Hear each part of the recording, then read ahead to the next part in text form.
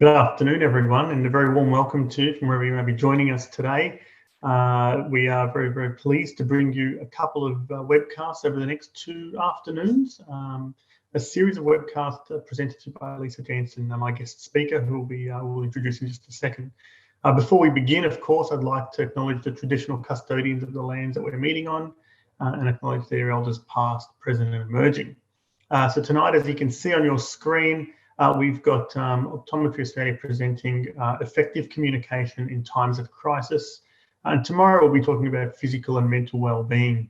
So, we think that these are really vital and important subjects to be tackling and discussing, particularly in the times that we are emerging from lockdown. And most of you, I know, are either, kind of easing back into work or fully fledged back into operation, which is great to hear. And so we think it's really timely that we can actually talk a little bit about the sort of communication that's going on between you and patients, between you and employers and employees, of course, as well. Alrighty, so just getting into it, today is worth 1 non-clinical CPD point. It'll be automatically accredited and uploaded, so we've already got accreditation for that.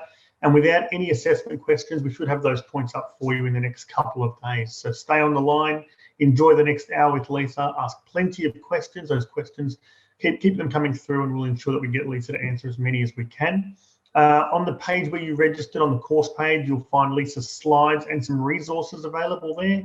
I'll also post in the chat box the slides and resources. Again, if you need the link for those, I can send those through in the chat box, so keep an eye out for that. If you do wish to go back and listen to any of what Lisa has to say, the recording will be available, so just give us a few days to polish that up. Please ensure that you're logged in from separate devices if you're watching together in the practice now, or if you're watching at home, just ensure that you're on a separate device. And of course, there's certainly a lot of CPD that we've done and CPD to come. As I mentioned, tomorrow at the same time, 2 p.m. Eastern Standard Time and 12 p.m. in WA, we're going to have optimal strategies for physical and mental wellbeing, which is part 2 of this series that Lisa has kindly put together for us. You can go to the same Institute of Excellence learning platform and you'll be able to find the registration button there if you haven't already registered. And again, of course, I'm more than happy to provide you with the link to that as we go. Alrighty, so at this point, what I'd like to do is I'd like to welcome my guest speaker, Lisa Jansen. Now, Lisa is someone that I've worked with closely over the last few weeks, not only developing this webinar series, but also some other work that she's done for Optometry Australia. And I can tell you that she comes from a really background of a lot of experience. Lisa's an optometrist in WA with over 30 years experience in private practice, specialty contact lens fittings and practice ownership. At the age of 25, she was the first female partner in a group of 7 practices, employing over 50 staff. In 1992, she was one of the first optometrists to fit ortho-K lenses. That's a pretty huge achievement, Lisa. When was that? 1992. Wow. She completed her certificate in ocular therapeutics in 2016. Lisa has held board positions with Optometry WA and the Optometrist Registration Board. Lisa is also a professional coach consulting with individuals and businesses. You may know her from a different walk of life. Her business, the name of her business is Infinite Clarity Coaching. That brings together her 2 passions, clarity in vision and in life. She's fascinated by neuroplasticity and the neuroscience of behavior change and high performance. Her coaching addresses strategies for clarity, mindset, and taking action towards success in business and in life. And she works with practice owners and teams to deliver outcomes that provide the highest levels of care to their patients. Now, having experienced firsthand Lisa's work, I know that she's a very engaging speaker and she's got lots of time for questions. So I'm going to hand the reins over, and we look forward to hearing from Lisa and also hearing from you guys online and the questions you might have. So Lisa, welcome and thank you for joining us this afternoon. Thank you, Simon. Yes, I'm really excited to be here, and I hope that at the end of this hour, people feel that it's been an hour well spent and they come away with something that they're going to be able to use in practice. So I'll just get my screen sharing. Okay, so hopefully that's all up and running. People can see that. Great. So yeah, we have a lot to get through, and I just want to start with this thought. I love this quote. The single biggest problem in communication is the illusion that it has taken place. I don't know about you, but there's plenty of times where I've had a conversation or communication and I really wondered, what was that all about? Or was the person listening? Or, what was really going on? So hopefully I'm going to be able to explain how this can happen, that communication can break down, and where the barriers are and what we can do about that to address it. So as I said, there's a lot of information that I'm going to be presenting to you. So I'm going to present it in different ways. There's going to be what I'm speaking about, which is verbal communication, which we'll talk a little bit about. There's going to be visual information, so I'm going to put things on slides. But what I want you to do is be able to listen to what's going on, not get overwhelmed by the words, and just know that I'm going to tell you the really important things. So if there's something really important, I'll point it out on the slide and I'll say, I want you to remember this for later. A bit like when lecturers used to give you hints about this might be good to know for the exam at the end. So I'm going to do that so that you know what to pay attention to and that you can get the most out of what I've got to talk about today. So a lot of the tips are things that really I wish I had have known when I was starting out in practice or in my earlier years. And they're things that, as Simon said, after 30 odd years of experience, it's probably more wisdom along the way that I've learned. But if I could help anybody else, then that's what I'm here for today. So we're going to just have a look firstly at some of the basics of communication. And there's 4 things, and this will be important for you to think about as we go. So there's verbal communication, there's spoken word, there's non-verbal communication. That's things like body language and other things, maybe tone of voice. And then written communication, emails, newsletters, the word, and visual images. So things like emojis, icons, that sort of thing. That's how visual communication is being used these days. So the non-verbal communication, this is something that I just want you to think about as we go. So it is something that's important. 50% of communication is actually non-verbal. So when you're talking to someone or having conversations, half of what's going on is not what you're saying. And of the things that make up non-verbal, body language is half or 55% of what's going on. So it's really important to be thinking about your body language and how you're sitting, how you're, what your facial expressions are, and your tone of voice. So your tone of voice is about 40% of this non-verbal communication. So in these days, of all sorts of communication that we're using, some of these things are difficult to get across and some of these things get lost along the way, which affect communication. So we're going to do a few polls. The first one, I just want to jump in to find out if everybody could Simon, I think, is going to be able to put the poll up. Yes. So how much training you've had in communication skills, and whether that be for communication in a crisis or communication otherwise. The options are A, little or none, B, some or fully.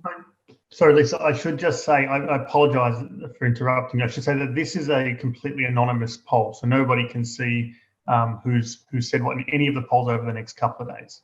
Great, thank you. That's good to know. Yes, okay.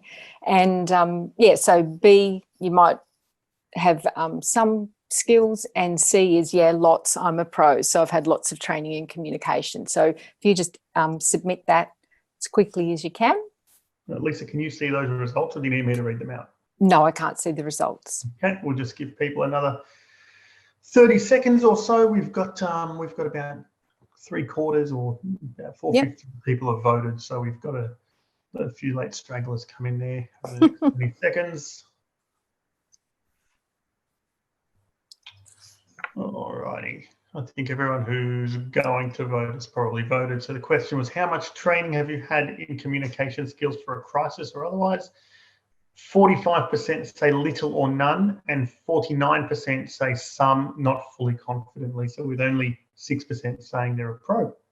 Okay, well, that's fantastic, and it's good feedback to know what's going on with the audience.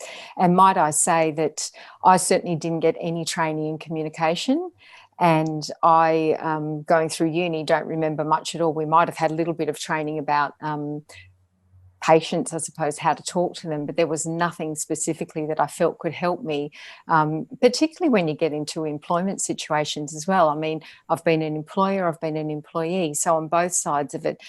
We'll talk a little bit later about some of the difficult conversations that you may have both now and in the future. So the overview of today, just to break it down so that you know, we're going to be looking at the process of communication. And then what is effective communication? Because what really makes communication so that you don't feel that it's been one-sided, that it's been this two-way process. And we're going to look at the barriers to effective communication, because if you understand what the barriers are, it's going to make your communication more effective going forward. What is different about a crisis? What is different in a crisis that you have to do with your communication so that you can get your message across? And we're going to look at difficult conversations, which is a topic, as I said, that is relevant, and a lot of people have not had much training in that. So this diagram is one that I want you to just think about as we go, and I will refer back to. So the communication process, if we look at the blue boxes, basically from the left, there's a sender who has a message to the receiver. So along the way, there's encoding, these green ellipses, and that's what's happening from the sender, what they're adding to the message, and the decoding is what the receiver is using to break down the message to receive it. So that's pretty straightforward. But then there's also this process of feedback in the top loop in the purple that you can see. So the receiver gives feedback to the sender, I guess, to know that the message has been received. And down the bottom, we've got this thing called noise. And this noise is something like the barriers to communication that can affect the message in all different ways. So it can affect at the sender end, the receiver end, and it can actually affect the message itself. So in a crisis, there's a lot of noise going on and it's going to affect the message. So that's why it's really important the way that you put your communication together. So we will refer back to this diagram. So types of communication, I probably don't need to go through much of this, but there's so many different types of communication. So sometimes it's going to be important to know which one are we going to choose. So we've got, you know, group communication, either face-to-face or when we've been in isolation, it's been perhaps on video. Same with one-on-one, it can either be face-to-face or it can be on Zoom or it can be on the phone, it can be many different ways. But each of these types of communication have pros and cons. For example, on the phone, you can't see the other person, so their tone of voice becomes something that is quite relevant. On video, we can see people, but we don't pick up on all the cues, like all the body language cues. You can see me here, but unless I'm actually nodding, smiling, or you can see my hands, you don't see the normal sort of cues that you would see in other face-to-face communication. So, and the other thing, what about written communication? For example, emails. I don't know about you, but sometimes an email can take me 15 minutes to write 3 sentences because all the time I'm going through, am I using the right words? Are they going to get the message?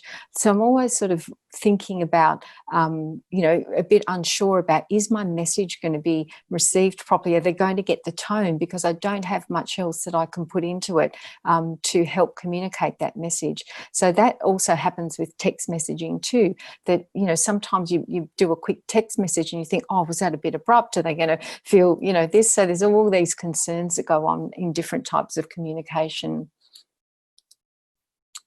So effective communication is a two-way process.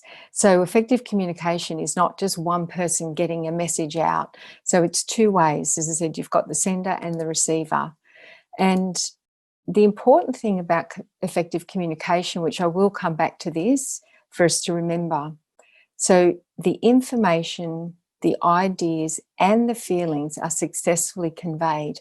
That's what effective communication is, that what you wanted to get across has been received. And to know that, then you need to get feedback from others. And effective communication builds trust and it builds relationships. So it's really important at this time when there's a lot going on and people are feeling a little bit uncertain. And importantly, it also minimises potential for understanding. So really effective communication is giving clarity to people and not allowing people to be sort of what's going on and talking and asking, perhaps the wrong people what the message was about because they didn't understand it. So it needs to be clear that people understand. And effective communication basically overcomes the barriers to communication. So you've thought about what the barriers might be and you've worked out ways that you can work on those so that your message is clear. So I love this pause button. This is something that is going to be something that you can use going forward, I suppose, in your day-to-day. So effective communication, a lot of it is about body language. As we said, 50% of communication is non-verbal. So be very mindful of how you're presenting yourself physically with your body language, not interrupting the other person. It sounds obvious, but communication is often there's two people talking over each other all the time and nobody's listening. Have you ever been on a conversation where you try to, open your mouth and the other person's just talking straight over you? So really effective communication is not interrupting, letting somebody say what they need to say. And the pause button is about this. Think before you speak. So many times we open our mouths and say something that, you might regret later. I know I've certainly done that many times, and you do it often when you're in an emotional state. So if you're feeling triggered by something, my tip would be just stop for a moment and think about the pause button. As soon as you feel that emotion come up, remind yourself that there's a reason that you're feeling it, and what comes out of your mouth may be not exactly what you want to be saying. So just remember to think and listen well. And try to be neutral as well. When you're having communication, particularly some of this difficult communication, think about talking to a patient about something. And I have instances where people will come in and basically you feel like they're just telling you what you should be doing. And so sometimes it's really hard to just take a step back and just try not to get defensive about it and just try to remove some of the judgment and try to get back onto track where you can actually be in communication with this person. So try not to, be too judgmental about the way that you're coming across. You really want to be neutral so that the other person doesn't start to get defensive as well if you're attacking them. And try not to deviate. Try to keep on track, which can be really difficult sometimes. What we're going to talk about coming up are some plans and frameworks that you can use that make it easy to stay on track so that you can collect your thoughts. Because sometimes when you're feeling, again, upset or emotional about something, or there's a lot going on, you can have a lot of scattered thoughts, and it's very hard sometimes to be clear and concise and get your message across. So communication being two-way is about receiving feedback as well. If you remember the diagram, there's a feedback loop that comes to you. Now, this is another time where you need to try to remain neutral, is that some of the feedback you get may not be feedback that you want, but having feedback is good. I always tell people, when we used to look at people who are having problems or a patient would come in with an issue, I would say, it's really a gift that they've come back to you with the problem, because they could have taken that problem somewhere else and told 10 people and not given you the opportunity to fix something or look at the process. So remember that feedback can be a really good learning experience. It's not always a negative thing.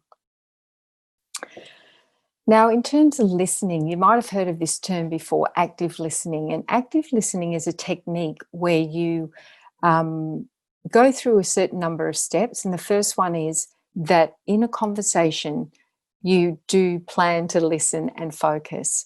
So if you're really present and you're there with someone, you're looking for those non-verbal cues. You're looking for the way that they're behaving, their body language. You're looking for the things that could be going on for them that's going to give you more information as you're listening, not while you're talking, but while you're listening. Watch what they're doing.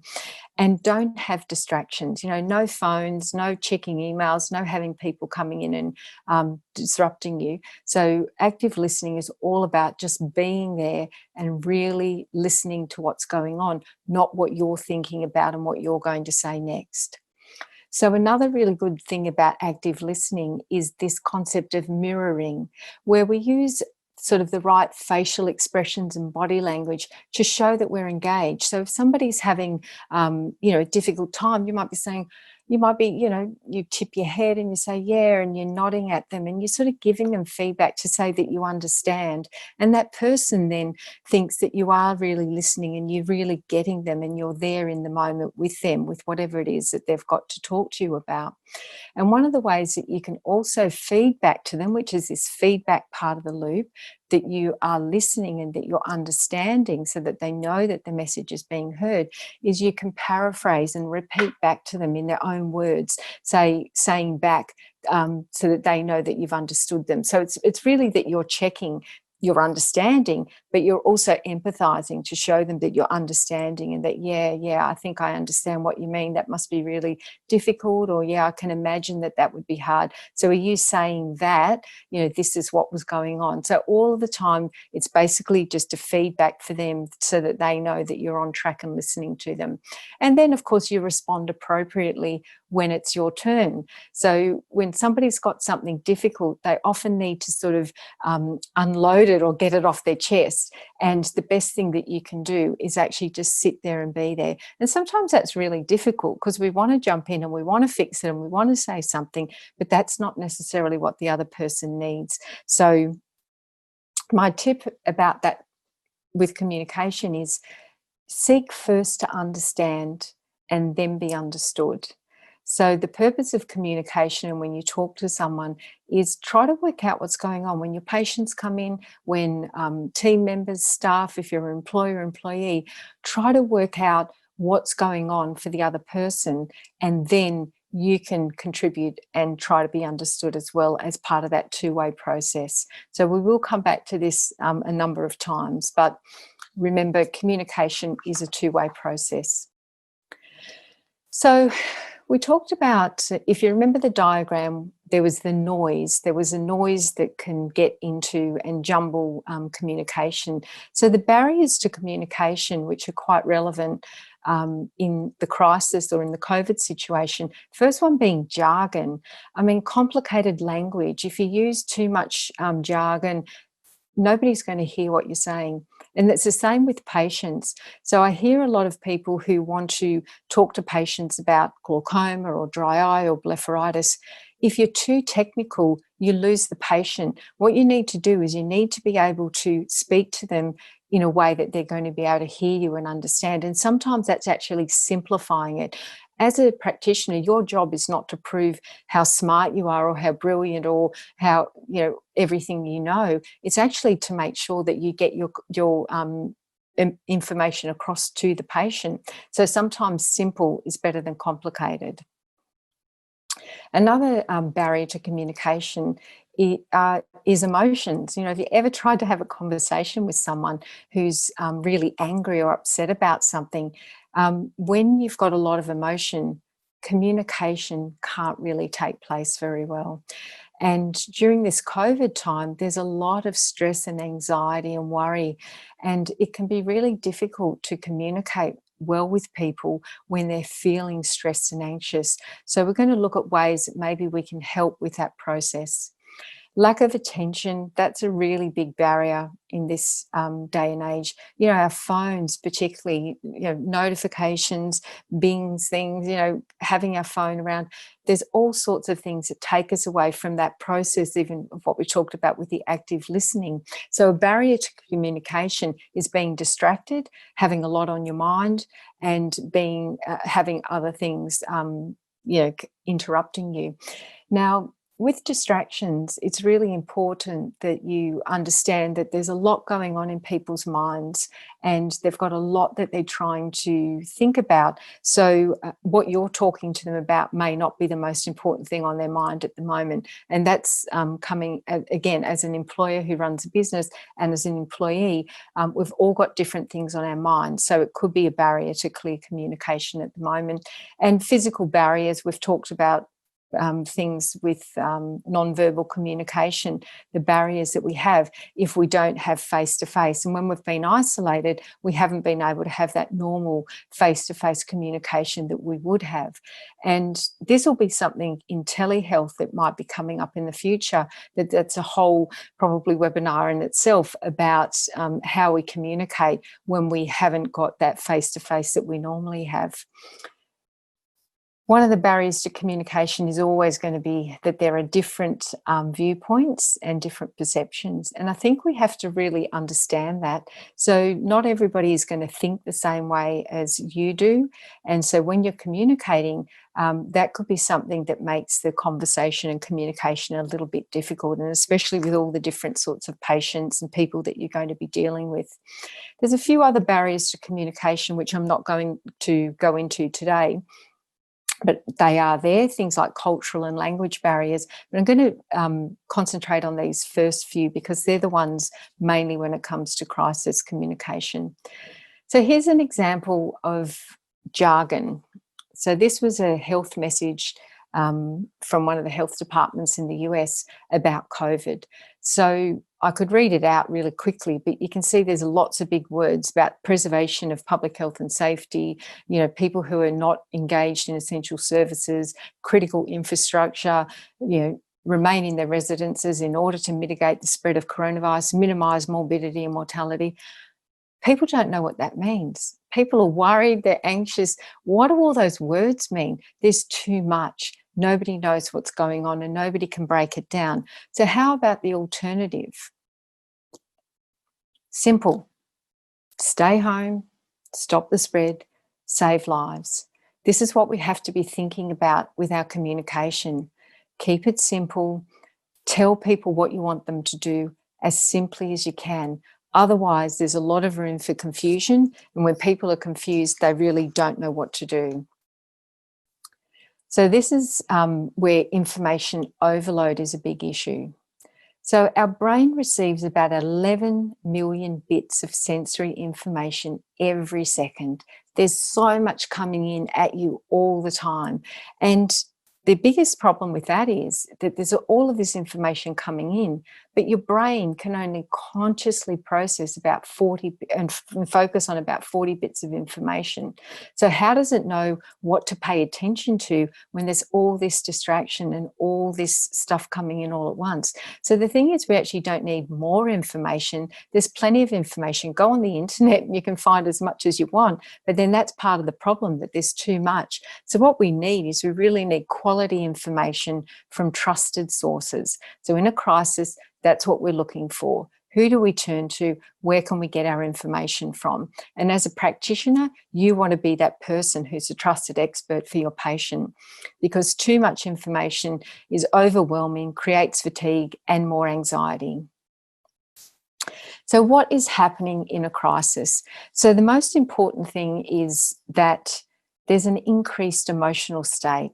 And there's this fear of the unknown. And that is one of the barriers, as we talked about, which was people's emotional state. So emotion is a barrier and attention is a barrier because there's a lot going on and we don't know what's happening. So our attention is being diverted by so many different things. And of course, the uncertainty triggers a stress response in the body. This fight, flight is being activated in the brain. And so the amygdala, the part that's particularly involved in fear and strong emotion, it takes over. So we think about the amygdala is hijacking the brain. So this fear basically stops you from being able to think. So the blood supply to the prefrontal cortex, which is the executive center, the thinking center, it actually decreases because all the blood supply goes to other parts of the body so that we can run and we can get away from the danger. And we're going to talk a lot more about that tomorrow when we talk about well-being and the stress response.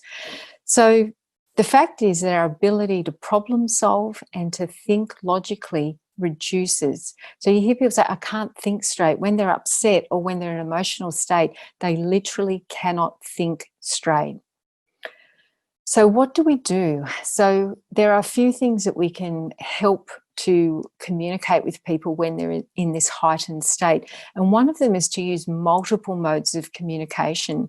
And what I mean by that is, so the capacity for verbal information reduces when we're in the stress response. So if we don't want as many words, as we saw in that example earlier, visual images are a good way to convey a message. So infographics, signs, something visual that as soon as they see it, they know, oh, there it is, I've got to do something, so that they're not relying on the verbal information, which is overpowering. Our memory and recall are reduced when we're in the stress response. So I don't know if you've ever been upset, but afterwards you kind of think, oh, I can't remember what they said. I can't remember everything that happened. Sometimes that happens in the practice as well with our patients. We're delivering them bad news or something that's difficult, and they're quite anxious, so they don't take on board everything. So what's really important is, after a conversation that you think somebody's in a heightened emotional state, follow up with written information, or with a patient, give them something to take away. You know, our blepharitis patients, dry eye patients, give them something that they can read afterwards to help reinforce your message, but to make sure that they've heard it properly. So this is one of the diagrams I'd like you to think about going forward, and that is the 3 C's of crisis communication. Communication should be clear, it should be concise and consistent. So clear means no jargon. Concise means straight to the point, short and sweet. Consistent means repeated. So when we're not thinking straight and our memory is affected, we don't always pick things up the first time. So sometimes we need to hear the same message over and over for it to be heard. So if we break it down, the 3 C's. So as I said, clarity, being clear is no jargon.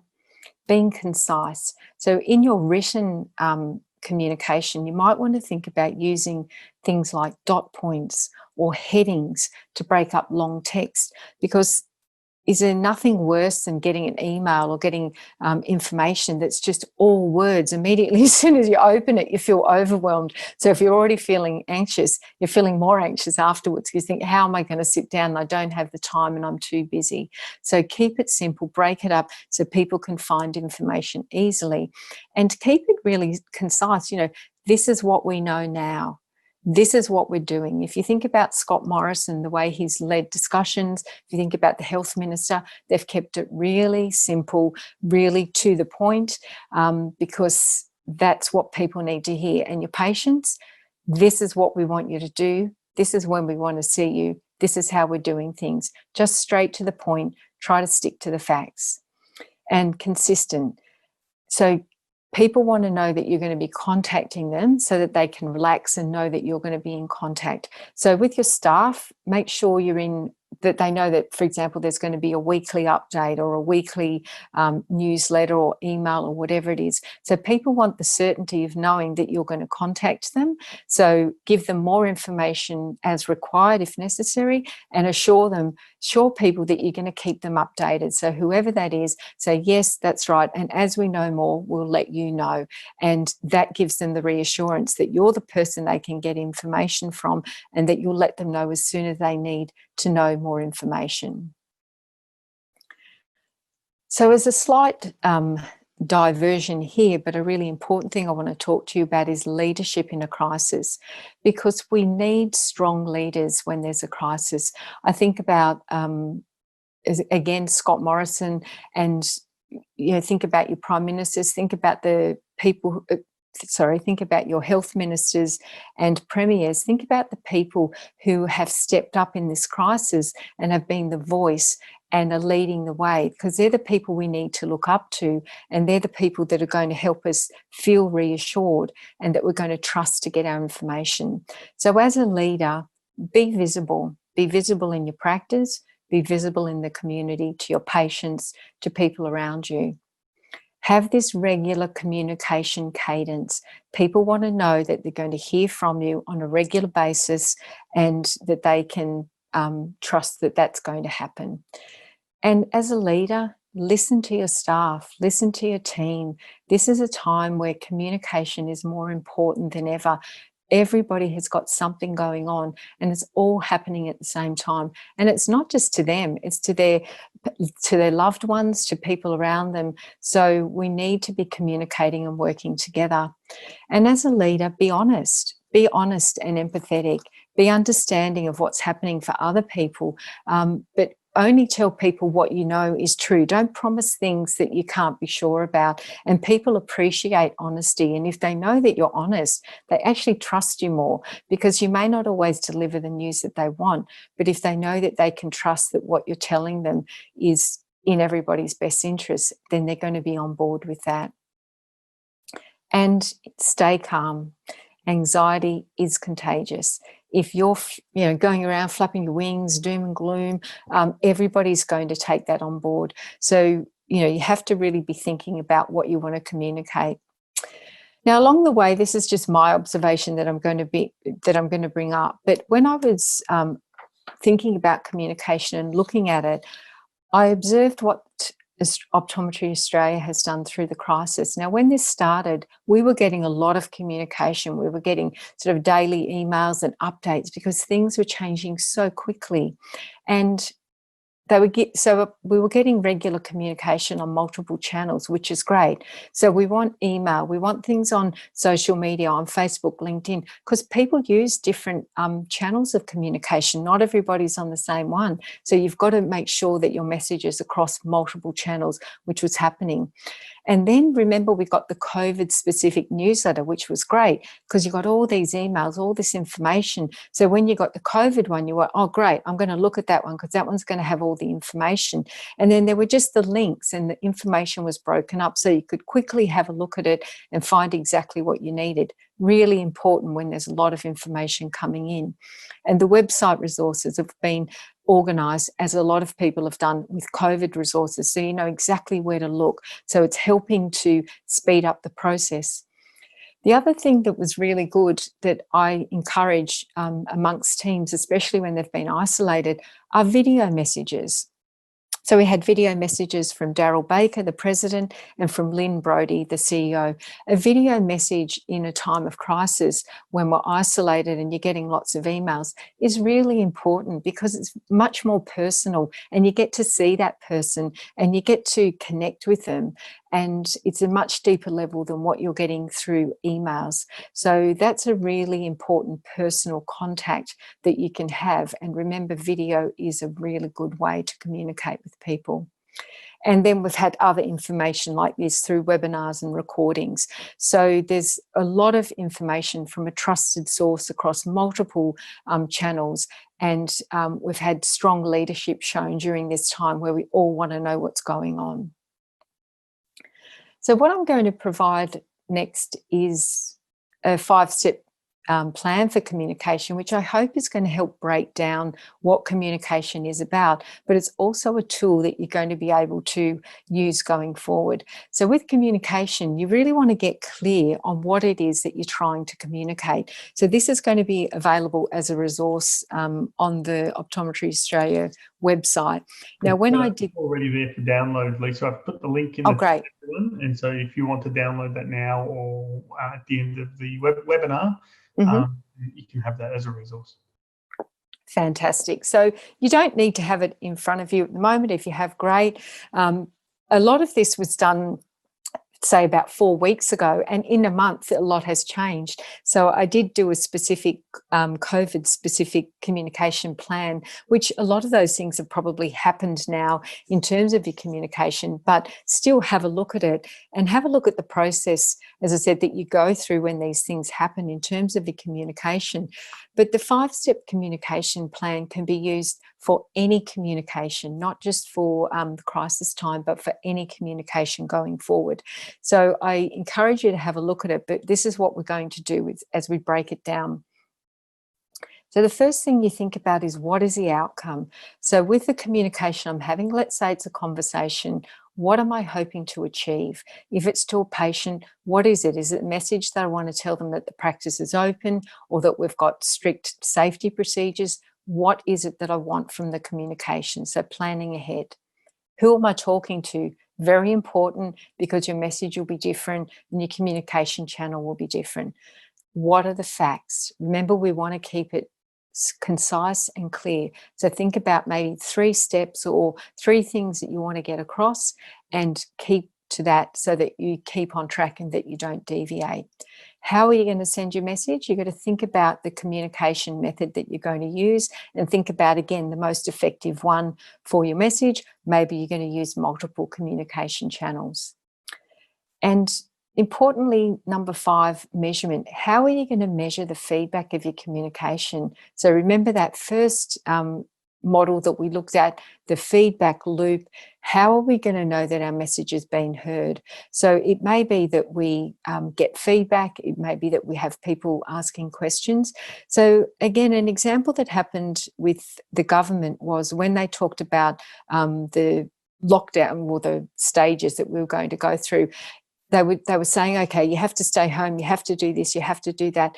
Somewhere along the line, there was obviously feedback to say people are confused and they don't know what that means. So then Scott Morrison came out and he said, okay, let's be more specific. That means 5 people at a wedding. That means, the couple, the minister or celebrant, and 2 witnesses. It means 10 people at a funeral. It means this many people. It means 2 people to do this. So they broke it down, because obviously the feedback they got was that people were confused and that they need to make it clearer. So sometimes that's going to happen with your communication as well. And it might be a meeting, might be feedback that you get, but very important that you measure how your communication has worked or not worked. So, for example, if you want to communicate a business change, so what are you hoping to achieve if we use the 5-step plan? Well, with your patients, you want to, as I said, inform them of your safety measures. You want to reassure them, and you want to explain how you're going to engage with them, how you're going to contact them, how they can contact you. Very important for you to understand, as I said, what you're trying to achieve with the communication. So who you're talking to in this case, for example, it would be patients. What are the facts? Again, simple language. We'll contact you. This is when we're open. This is how we're operating. Very clear instructions with your message. So you're planning all this beforehand. How you send your message is the method. As I said, a combination is often a good idea. And how you measure the feedback. Well, if you're trying to get a message out to patients, your feedback is going to perhaps come from staff, because they're going to be taking phone calls. Patients will be coming in. Maybe they give you feedback and are asking questions. So that's going to help refine your message. And as I said, inquiries that come along. So yeah, you'll think about, do I need to refine my message or clarify something a little bit further as a result of this feedback that I'm getting? So we talked about understanding who you're talking to, the audience, and then matching the communication to that. So you've got people outside the practice that you want to talk to, and then you've got people who are inside the practice. So we've got conversations from employer to employee, we've got employee to employer, and as I said, patients that aren't in the practice yet that you might want to tell they're ready for recall. But also when patients come into the practice, you want to communicate with them how you want them to where you want them to go, whether you want them to wash their hands, how they're going to operate within the practice, all of those sorts of things. Now, I also put other people like lenders, banks, and other institutions in here, and landlords, but that was probably more relevant, say 4 weeks ago, but it is going to be an ongoing conversation. But hopefully most of those conversations or communications you've already got in the process or happening or have happened at the moment. So let's look at an example of communication with patients. And so we've talked about communicating your business changes, and it might be outlining safety precautions that you've put in place. So these infographics and images that are available from Optometry Australia, I think are really useful. So they're, I think, designed that we can use them on social media, but there's also posters and things that they've made available that you can put into the practice. So that's that really straight away visual information that's there. You can have on the door, you can have it supporting the message that you're telling them verbally, because remember, they may not take on board everything that you've said, but you're going to have visual things in the practice. So you're going to be reassuring them, that you're there for them, your contact, policies and guidelines, all the things that we talked about that you want to communicate with them. So there's a lot to think about with how you want to communicate to the patients. So, yeah, you've got visual things in the practice. Some people have got screens up. Some people have got lines. We've got chairs that are set apart at a certain distance that you might then have signage up to remind people. So all of this is reinforcing and helping you to get people to do what you want them to do in the practice by communicating with them. So this non-verbal information to reinforce and just to give them information straight away and very quickly. So when it comes to communicating employer to employees, for example, employers need to be visible and accessible, and they need to be communicating promptly. Hopefully most of this, again, has happened by now. And remember, situations are fast moving and fluid, so these consistent updates are really important for your employees. And being clear, if you're vague, people are anxious. Remember, I said they'd rather that you be honest, even if it's, something brutally honest, but delivered in an empathetic way. They'd rather that than the unknown. Vagueness makes them feel, as I said, unsure about what's going to happen. And if they're unsure, then they're going to be trying to look for answers from other people. And then that can start the rumour mill going, which is really not what you want. So it's important to remain calm. It's a very frustrating time for everybody. It really is difficult, but we really have to be able to be kind and show resilience. And through the growth and learning process, all of us are going to develop, hopefully, more resilience in our life. But it is uncomfortable, but that's part of what we're going through. So honesty and empathy. And as I said, when we're socially isolated, I put this in here about the video updates being an effective way to communicate. And that's because, studies have shown that email alone lacks that emotional resonance with people. So as I said, video is a great way to connect. So what about from the employee to employer? How do we communicate with the employer? Well, because it's so busy and there's a lot going on, sometimes it's a good idea to request a time to speak, and that means that your communication's got a better chance of being heard. And something simple as, can we organise a time to talk? And that means at least that you know that somebody is going to be able to be present and really listen to you. And prepare questions and things beforehand that you want to say, because when you're upset or you're worried about something, your mind will go blank and you'll forget, and afterwards you think, oh, there were all those great questions that I forgot to ask, or I forgot to mention that. And have specific questions if you want to clarify things. So most of this has happened already with the banks and lenders, but requests in writing, follow up with phone calls. We'll just skip over some of these things. Landlords, written communication's a good idea. Putting in references perhaps to standards. State clearly what you need from them in terms of the next steps and a time frame. So, we'd like to hear from you by the end of the week, or we're hoping to hear back from you as we've got, things that might be relying on that. So very important. So the takeaway from some of that is to ask for a reply when you send a letter or email with a time frame, and also invite suggestions and questions. So it might be, I'd appreciate a response by close of business Friday.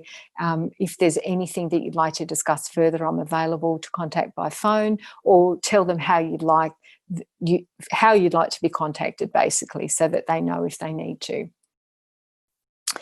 All right, so that's a lot of information. So we're going to break to a poll, and the poll now is really about how confident you feel about delivering bad news to staff, to patients, or to people who you're working with, or could even be other people. But using a scale of 1 to 10, where 1 means that you don't feel confident and 10 means that you feel fully confident, I want you to just give a rating. So 1 to 3 is you're definitely not confident with delivering bad news to people or having difficult conversations. 4 to 7 is, okay, you're in the middle, you could do with a bit of training. And 8 to 10 means that you feel quite experienced and comfortable with delivering bad news. So if you could just submit your answers to the poll, and Simon will let me know when that's complete. Yep, so we've got about 2/3 of our viewers in. Just give them another 30 seconds.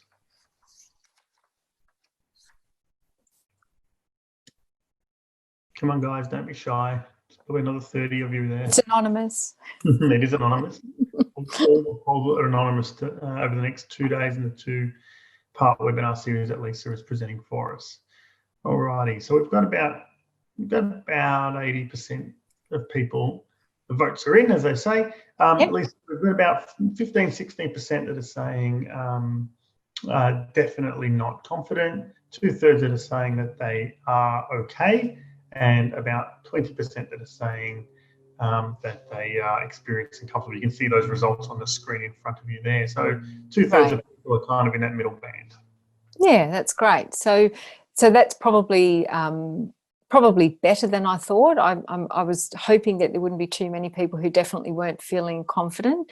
But I know that that's where you get a lot of inquiries, or I do, from people. And yeah, it's good to know that there are people who are sort of in the middle there, which is probably what I would have expected. So we do have to deliver bad news to people at times, so we would have had a bit of experience. So let's move on to difficult conversations for the last part of the webinar. And the things that make a conversation difficult are going to be 2 things usually, which are emotion and change. So when there's a change, people feel uncomfortable, but when there's something emotional, that's usually what makes a conversation difficult. And it's really human nature to avoid conversations that are difficult. And the problem with that is you put them off to alleviate the short-term anxiety, but the problem actually builds and you create a bigger problem, and often that bigger problem inside you creates more emotion. So by the time you actually get to talk about it, it often bursts out and it's not exactly what you would have hoped for. So the important thing about a difficult conversation is simply preparation and planning. So thinking about what you want to say beforehand. And I'm going to give you, again, a resource, which is this planner or framework for you to organise your thoughts so that you've got time to break things down step by step and go into a conversation with the best chance of getting a good result. And importantly, it's to handle these difficult conversations professionally and to not sort of try to keep yourself as calm as possible, even when you're feeling frustrated and even when you're feeling upset about something. We've all had situations with patients where we feel really frustrated, but it really doesn't help to start getting into a sort of argument or conversation with them, or, as I said, they're just going to get defensive and they're not going to listen anyway. So the planner is designed to, as I said, break things down step by step, help you problem solve and work through what it is you want to talk about. So this could be with a team member, could be with your employer, could be with a patient or their family. And we use it when we know that the topic or the person's state of mind might make the decision a little bit difficult. So the steps to this are really, again, thinking about the outcome, which is what we talked about with normal communication, how we open the conversation. That's something with a difficult conversation that can be difficult. The first part is, how do I start this off? As I said, being very clear about what messages you need to communicate so you make sure you don't forget anything. But the thing about the difficult conversation is anticipating people's reactions and responses, including their emotions. Very important for you to think ahead about how you think people may respond to what it is you're going to say, and then how you close the conversation and what's next, so that everybody knows where they are. So what we try to do is we try to make sure that you also separate the problem from the emotion, because it's very easy to get caught up in the emotion of something and you actually forget what it was that you were there to communicate about. So in a difficult conversation or one that's going to be emotional, just remember that you can't control another person's reaction. So we think that we can come up with all this planning and all these ideas, but you cannot control the way that another person is going to react.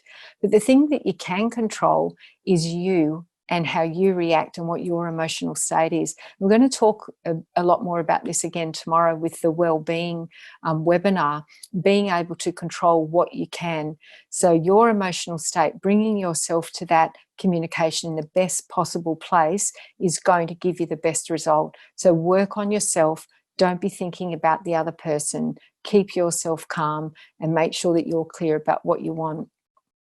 A really good technique is mental priming. It's one of the things that works on a subconscious level to help you to be in a good state, both emotionally and physically, to be sort of primed and ready to go. It's a very popular thing that's used. You would have heard it used probably being more in sport. So in high performance sport or with speakers or public speaking, people use this mental imagery in rehearsal. And what you do is you're rehearsing a positive end result. So if you were a sports person or a golfer, you'd be, thinking about the perfect golf shot or a hole in one or whatever it is, or driving. If you're a basketballer, you're thinking about the perfect shot. But if it's a communication, it might be going into a difficult communication and really thinking that at the end of it that you've had a good resolution, or that you're both going to be happy, like this win-win. So if you're subconsciously working on it, rehearsing it, practicing it, thinking about it, you go into that state or into that conversation with that, so that it's in the subconscious. So your behaviors and your actions hopefully will reflect the outcome that you want, and that will come across. And there's also these power postures, which you might have heard about, or power poses. And Amy Cuddy's a famous person who's a psychologist who's written a book called Presence. She talks about that Wonder Woman pose. But you would have heard about that in public speaking, that people get themselves into these power poses to help improve their physiology, and it actually does work.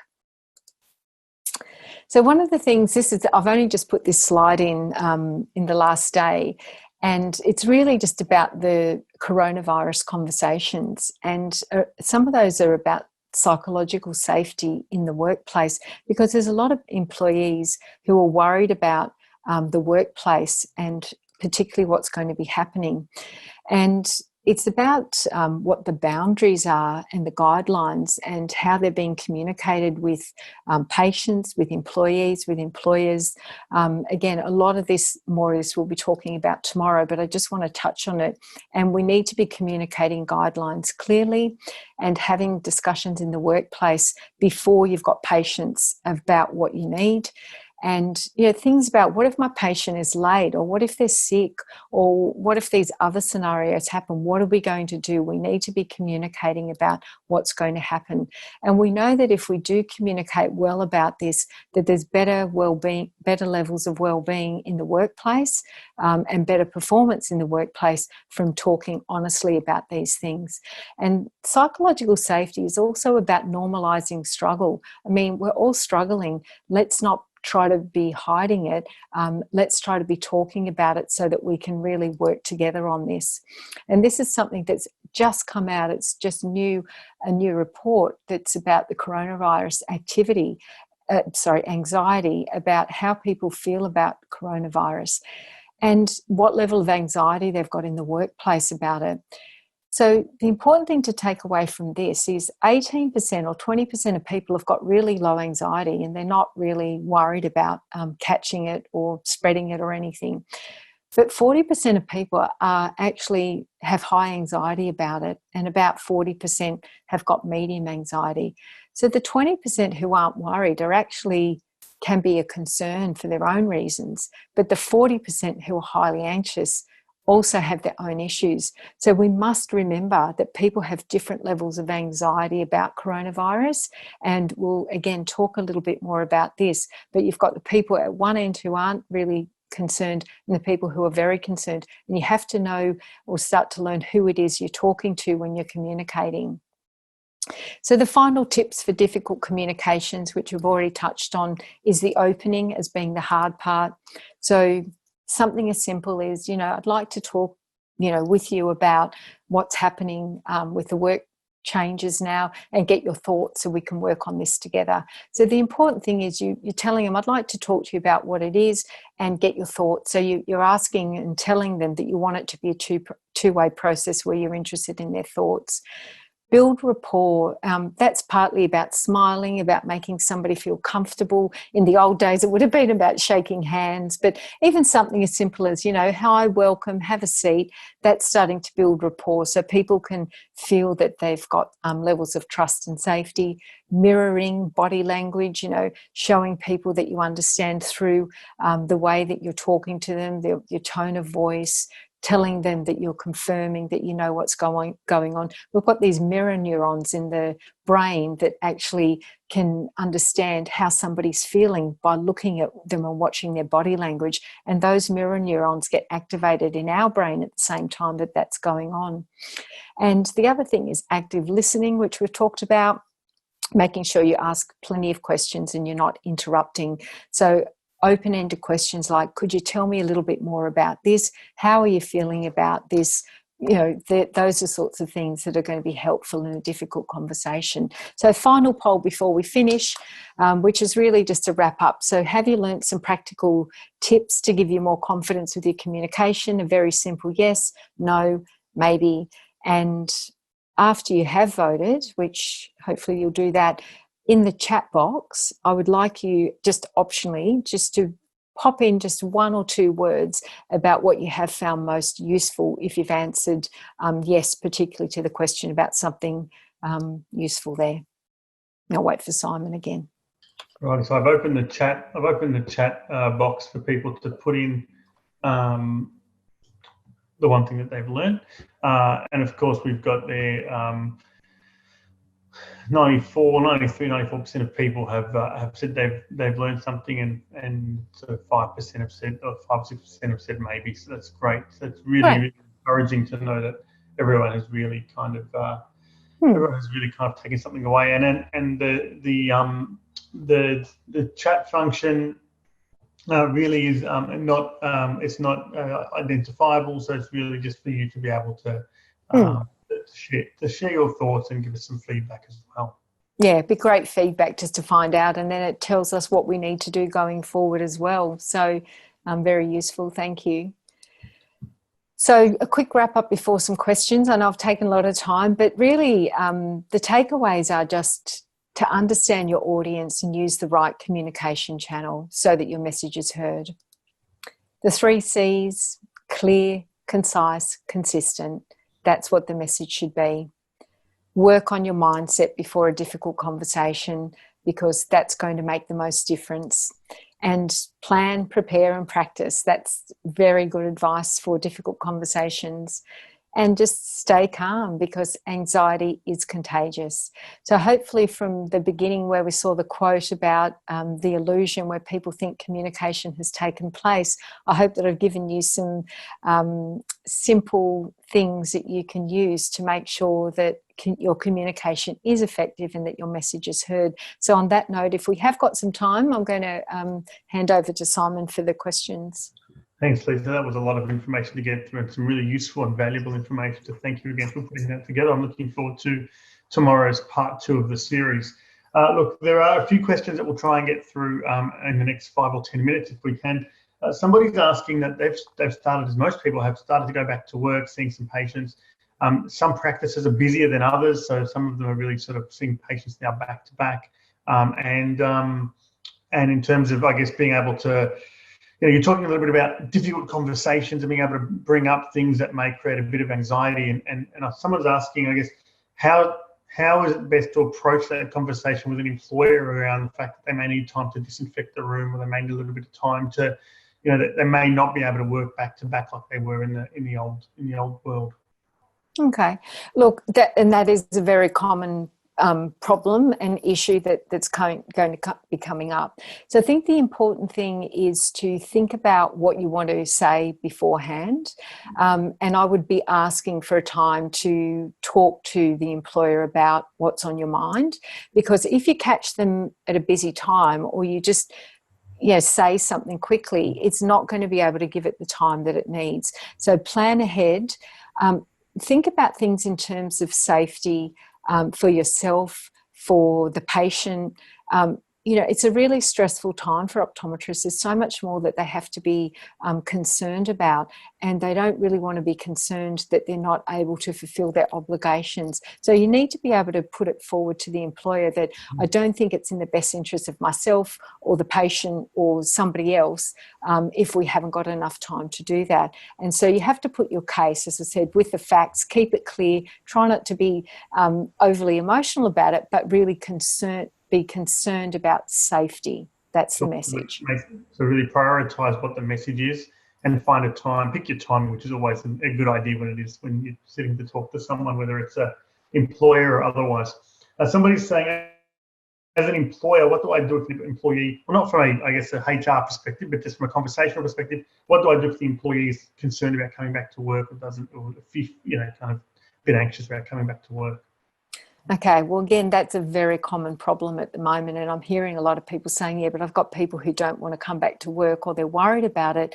So as an employer, seek first to understand, then be understood. So that would be my advice. You need to have a one-on-one conversation. You need to try to work out what's going on and create safety for that person to be able to tell you. Behind the scenes, there's a lot going on for people, and you don't always know what it is. So that's where you really need to get more information and have a really good listening conversation. Great advice. And this is another question that's come through, probably not specific to patient and practitioner, but I give it more broadly. Somebody's asking about patients that come in and they don't seem to observe the kind of social distancing rules and the handshaking or hygiene rules that are required by the practice or by guidelines. The kinds of approaches and conversations that need to be had with patients, I guess, in these circumstances. Yeah, look, it's a really tricky one. We had a situation before the lockdown where a patient came in 80, 85 or something like that, somebody who we know very well. We're in a very small, private sort of practice. They came in and they gave the receptionist a hug and said, oh, all this silly. And some of us are horrified. And the poor receptionist, she just didn't know what to do. She felt so awkward. So the message here is everybody has to support each other to give feedback to the patient about what's acceptable in the practice. And if one person lets the team down, it can let the whole team down. So you've got to be very clear with your boundaries and guidelines about what's okay, because if one person, as I said, in a weak moment does something that's not the right thing, then everybody can suffer for it. So you really need to be clear. Alrighty. We'll take one more, Lisa, before we sign off for today. Someone is asking, you spoke about different modes of communication and being able to pick your timing, but also the mode of communication. Is there any tips or advice on sort of what mode of communication is better or worse for different circumstances? So, for example, we spoke about talking to an employer about not wanting to see patients back to back or needing time to disinfect. Is that better in an email? Do you think it's more effective face to face? What's I guess your insight if you were kind of coaching someone or advising someone on the modes of communication to use and when? Yeah, I guess it depends a little bit about, again, the outcome that you want. So what's the outcome that I want? I think having something in writing for what your issues are might be good for you. You could start with an email where you say, could we organise a time? I'd like to talk to you about a few things, and you might want to put a few points down so that the other person knows what it is that you want to talk to them about. So that, again, there could be different ways, but I think sitting down one-to-one, because you've got all of your cues there. Even, as I said, a Zoom can be difficult sometimes with the nonverbal. So it depends on the level of importance to you and what outcome you really want to get from it, I suppose. But yeah. Great. Thanks, Lisa. I really appreciate the answer to those questions. I think that's covered most of the ones we've got in today. We will look forward to having you again at midday your time, 2 o'clock Eastern time tomorrow. We'll be Yes. talking about optimal strategies for physical and mental well-being. So if you haven't registered for that, I've put it in the chat function for you to register.